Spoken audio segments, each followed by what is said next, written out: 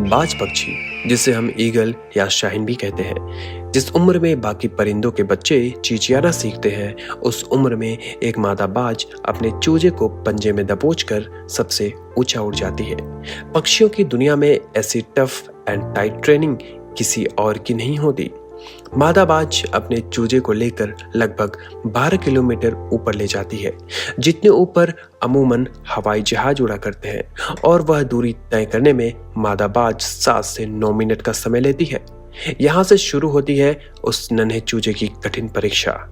उसे अब यहाँ बताया जाएगा कि तू किस लिए पैदा हुआ है, तेरी दुनिया क्या है, तेरी ऊंचाई क्या है, तेरा धर्म बहुत ऊंचा है, और फिर मादा बाज उसे अपने पंजों से छोड़ देती है।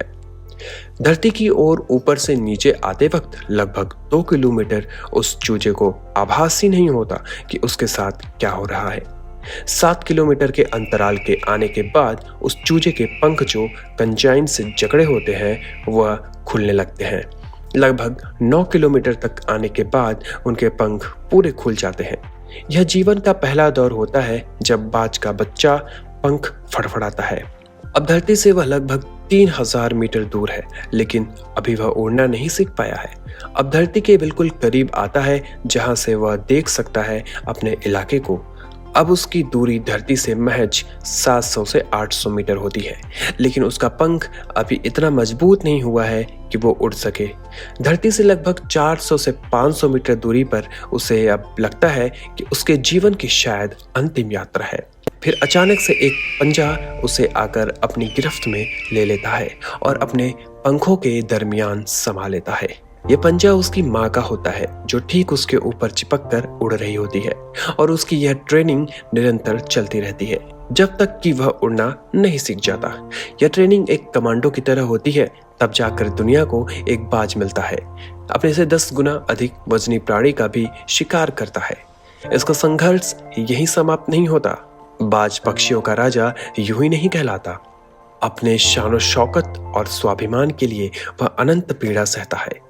70 साल बाज का उम्र होता है, लेकिन इसके जीवन में मोड़ तब आता है जब यह 40 साल का होता है।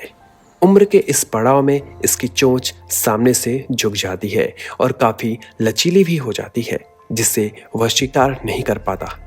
इसके पंख इतने भारी हो जाते हैं कि ये छाती से चिपक जाते हैं और उड़ने में तकलीफ होती है।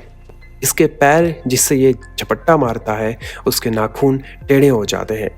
अब इसके पास चुनाव होता है कि ये 40 साल के बाद मर जाए, क्योंकि उड़ नहीं सकता और शिकार भी नहीं कर सकता। अब 40 की उम्र में बाज मरने का चुनाव कर सकता है, पर बाज ऐसा करता नहीं। उम्र के इस पड़ाव पर बाज अपने इलाके के सबसे ऊंची चोटी पे चला जाता है और अपने चोंच को पत्थर पर मार के लहूलुहान कर जाता है। बाज इस दौरान अनंत पीड़ा से कराह रहा होता है, पर वह पीड़ा सहता है और अंत में अपने चोंच तोड़ देता है। यही कहानी उसके पैरों के नाखूनों की होती है। वह अपने नाखूनों को पत्थर पर रगड़ रगड़ कर उन्हें भी तोड़ देता है। अंततः बाज को अपनी इस तपस्या का फल मिलता है और प्रकृति माता उसे चोंच और नाखून फिर से वरदान स्वरूप में देती है। कहानी यही खत्म नहीं होती। अब बारी उसके भारी पंखों की होती है। अपने नए चोंच से बाज अपने ही पंखों को नोच नोच कर जिस्म से अलग कर देता है।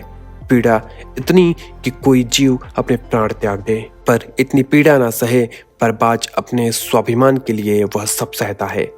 करीब 6 महीने बाद उसे उसके नए पंखों के स्वरूप में एक नया जीवन मिलता है, और फिर वह अपनी बाकी की जिंदगी उसी शान शौकत से जीता है। हिंदी में एक कहावत है, बाज के बच्चे मुंडेरों पर नहीं उड़ते। वर्तमान समय की अंततः सुख सुविधाओं की आदत व अभिभावकों के बेहिसाब लाड प्यार से मिलकर आपके बच्चों को ब्रॉयलर मुर्गी जैसा बना दिया है, जिसके पास मजबूत टंगड़ी तो है पर चल नहीं सकता, वजनदार पंख तो है पर उड़ नहीं सकता, क्योंकि गमले के पौधे और जमीन के पौधों में बहुत फर्क होता है। तो ये थी एक बाज की कहानी जिसके बारे में हम आज जाने हैं। मिलते हैं एक ऐसे ही मज़ेदार वीडियो के साथ, और हमारे चैनल को सब्सक्राइब, लाइक और शेयर ज़रूर करें। धन्यवाद।